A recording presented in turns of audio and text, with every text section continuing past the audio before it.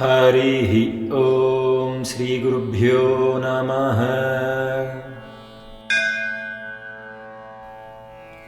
आनन्दरूपे निजबोधरूपे ब्रह्मस्वरूपे श्रुतिमूर्तिरूपे शशाङ्करूपे रमणीयरूपे श्रीरङ्गरूपे रमतां मनो मे। कावेरीतीरे करुणाविलोले मन्दारमूले धृतचारुकेले दैत्यान्तकाले खिललोकलीले श्रीरङ्गलीले रमतां मनो मे। लक्ष्मीनिवासे जगतां निवासे हृत्पद्मवासे रविबिम्बवासे कृपानिवासे गुणबृन्दवासे श्रीरङ्गवासे रमतां मनो मे। ब्रह्मादिवन्द्ये जगदेकवन्द्ये मुकुन्दवन्द्ये सुरनाथवन्द्ये व्यासादिवन्द्ये सनकादिवन्द्ये श्रीरङ्गवन्द्ये रमतां मनो मे।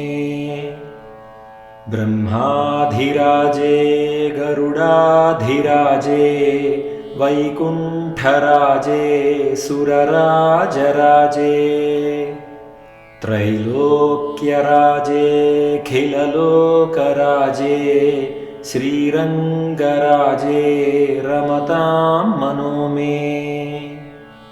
अमोघमुद्रे परिपूर्णनिद्रे श्रीयोगनिद्रे ससमुद्रनिद्रे श्रितैकभद्रे जगदेकनिद्रे श्रीरङ्गभद्रे रमतां मनो मे।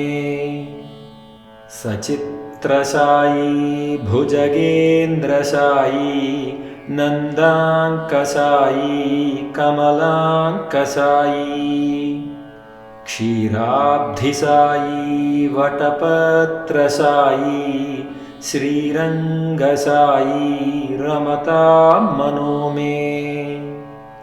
इदं हिरङ्गं त्यजतामिहाङ्गं पुनर्न चाङ्गं यदि चाङ्गमेति पाणौ रथाङ्गं चरणेऽम्बुगाङ्गं याने विहङ्गं शयने भुजङ्गम् रङ्गनाथाष्टकं पुण्यं प्रातरुत्थाय यः पठेत् सर्वान् कामानवाप्नोति रङ्गिसायुज्यमाप्नुयात्।